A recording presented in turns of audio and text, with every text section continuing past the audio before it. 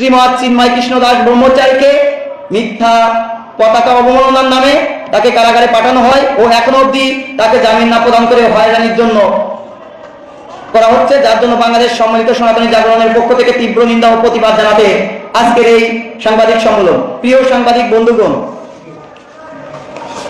নিম্নে আমাদের 41 দিনের তথ্য মতে যে ঘটনাগুলো হয়েছে তা আমাদের সামনে উপস্থাপন করছি। মোট ঘটনার সংখ্যা 70টি, তার মধ্যে মন্দির ভাঙচুর ও অগ্নিসংযোগ 11টি, বাড়িঘর ভাঙচুর ও অগ্নিসংযোগ 5টি, ভূমি দখল 3টি, ব্যক্তিগত ব্যবসায়ী দোকান হামলা 47টি, পারিবারিক নির্যাতন ও ধর্ষণ 5টি, খুন ও আত্মহত্যা 8টি। এখানে যে তথ্য উপস্থাপন করা হয়েছে প্রাথমিক যাচাইকৃত এবং যে তথ্য পাঠ করলাম বা বললাম সকল আমাদের তথ্য এখানে ব্যাখ্যা দেওয়া আছে, আমাদের পেজ থেকে আপনারা দেখে নিতে পারবেন এবং আমাদের আইন প্রশাসনের প্রতি দৃষ্টি আকর্ষণ করব ঘটনাগুলো পূর্ণ তদন্ত করে দোষীদের যেন শাস্তি প্রদান করা হয়, এটাই আমাদের একমাত্র কাম্য। আর আমাদের বাংলাদেশ সম্মিলিত সনাতনী জাগরণ জোট আমরা আমাদের অস্তিত্ব রক্ষার জন্য আমরা মাঠে নেমেছি, আমাদের 8 দফা দাবির জন্য। আমরা কোনো কারো পরিচয় নয় বা কারো এজেন্ডা বাস্তবায়ন করার জন্য আমরা এখানে লড়াই করছি না। সুতরাং আইন প্রশাসনের প্রতি আমরা সনাতনী সম্প্রদায় সম্পূর্ণ বরাবরই শ্রদ্ধাশীল। সুতরাং আমরা আইন প্রশাসনের প্রতি আস্থা রেখে এবং তাদের কাছে অনুরোধ করবো প্রয়োজনে যেন আমাদের পরবর্তী যে কর্মসূচিগুলো ঘোষণা করা হবে যেন সহযোগিতা প্রদান করেন। আমাদের পরবর্তী কর্মসূচি ইতিমধ্যে আমাদের বাংলাদেশ সম্মিলিত সনাতনী জাগরণ জোটের অন্যতম প্রতিনিধি প্রদীপ কান্তি দাদা বলেছেন, সেই অনুপাতে আমাদের পরবর্তী কর্মসূচি চলমান থাকবে। আর আমাদের যে 8টি দফা আছে, আমাদের 8টি দফা আমাদের আমাদের আমাদের বাংলাদেশ সম্মিলিত সনাতনী জাগরণ জোটের অন্যতম প্রতিনিধি এবং যুব সমাজের আইকন আমাদের রাজেশ নাহাদাদা পেশ করেছেন এবং সেটাই আমি পরবর্তীতে আবারও পেশ করছি। প্রথম হচ্ছে সংখ্যালঘু নির্যাতনের বিচারের জন্য নিরপেক্ষ তদন্ত কমিশন গঠনের মাধ্যমে দ্রুত বিচার ট্রাইব্যুনাল গঠনপূর্বক দোষীদের দ্রুততম সময়ে উপযুক্ত শাস্তি প্রদান, ক্ষতিগ্রস্তের যথোপযুক্ত ক্ষতিপূরণ প্রদান ও পুনর্বাসনের ব্যবস্থা করতে হবে। দ্বিতীয়, অনতিবিলম্বে সংখ্যালঘু সুরক্ষা আইন প্রণয়ন করতে হবে। তৃতীয়, সংখ্যালঘু বিষয়ক মন্ত্রণালয় গঠন করতে হবে। চতুর্থ, হিন্দু ধর্মীয় কল্যাণ ট্রাস্টকে হিন্দু ফাউন্ডেশনে উন্নীত করতে হবে। পাশাপাশি বৌদ্ধ খ্রিস্টান ধর্মীয় কল্যাণ ট্রাস্টকে ফাউন্ডেশনে উন্নীত করতে হবে। পঞ্চম, দেবত্বের সম্পত্তি পুনরুদ্ধার ও সংরক্ষণ আইন প্রণয়ন এবং অর্পিত সম্পত্তি প্রত্যার্পণ আইন যথাযথ বাস্তবায়ন করতে হবে। ষষ্ঠ, সরকারি বেসরকারি বিশ্ববিদ্যালয় কলেজ ও সকল উচ্চ শিক্ষা প্রতিষ্ঠানে সংখ্যালঘু শিক্ষার্থীদের জন্য উপাসনালয় নির্মাণ এবং প্রতিটি হোস্টেলে প্রার্থনা কক্ষ বরাদ্দ করতে হবে। সপ্তম, সংস্কৃত শিক্ষা পালি শিক্ষা বোর্ড আধুনিকরণ করতে হবে। অষ্টম, শারদীয় দুর্গাপূজায় 5 দিন ছুটি সহ পাশাপাশি প্রতিটা সংখ্যালঘু সম্প্রদায়ের প্রধান যে ধর্মীয় উৎসব আছে প্রয়োজনীয় ছুটির ব্যবস্থা করতে হবে। এই ছিল আমাদের 8 দফা।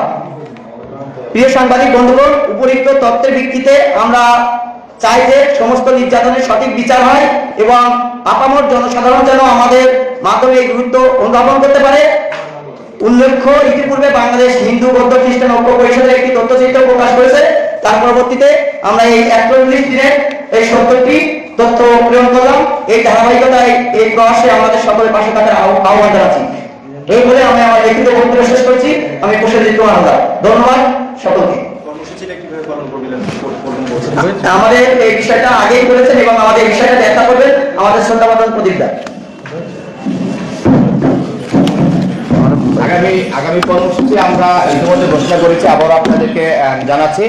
আমরা আগামী কর্মসূচি আমরা আগামীকাল থেকেই নিতে যাচ্ছি।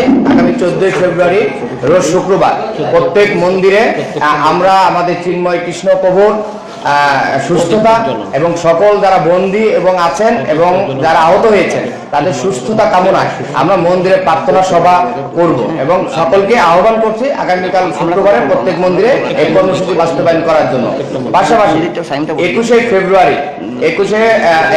ফেব্রুয়ারি মহান ভাষা দিবসের দিন থেকে আমরা চিন্ময় কৃষ্ণদাস প্রভুর মুক্তি 8 দফা দাবি বাস্তবায়নের জন্য সারা দেশব্যাপী গণস্বাক্ষর অভিযান কর্মসূচি ঘোষণা করছি। আমরা সম্মিলিত সংখ্যালঘু জোটের পক্ষ থেকে আমরা দেশবাসীকে উদাত্ত আহ্বান করব এই কর্মসূচি যাতে সফলভাবে বাস্তবায়ন করা হয়। প্রশাসনকে আহ্বান করব আমাদের সকল নেতা কর্মী যারা প্রতিনিধি রয়েছেন তারা যাতে সুষ্ঠু নির্বিঘ্নভাবে সারা দেশের প্রত্যন্ত অঞ্চল থেকে জেলা উপজেলা ইউনিয়ন পর্যায়ে যাতে এই কর্মসূচি বাস্তবায়ন করতে পারে আমরা প্রশাসনের সার্বিক সহযোগিতা কামনা করছি। পাশাপাশি 28শে ফেব্রুয়ারি রোজ শুক্রবার দুপুর 3 ঘটিকায় আমরা সম্মিলিত সনাতনী জাগরণ জোটের প্রতিনিধি সহ সকল সনাতনী সম্প্রদায়ের নিকট আমরা আহ্বান করছি বিকাল 3 ঘটিকায় জাতীয় প্রেস ক্লাবের সামনে মুখে কালা কাপড় বেঁধে আমরা মৌন অবস্থান কর্মসূচি ঘোষণা করব।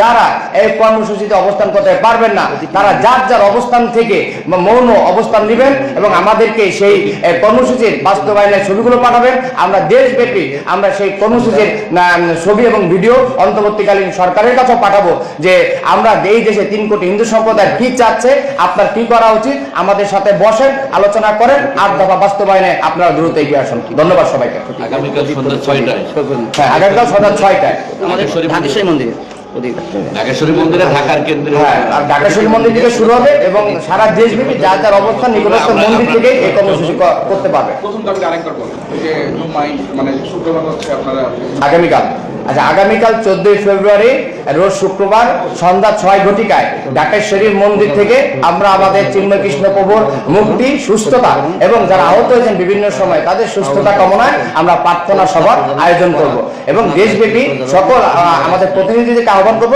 যার যার নিকটস্থ মন্দিরে সন্ধ্যা 6 ঘটিকায় এই কর্মসূচি পালন করা।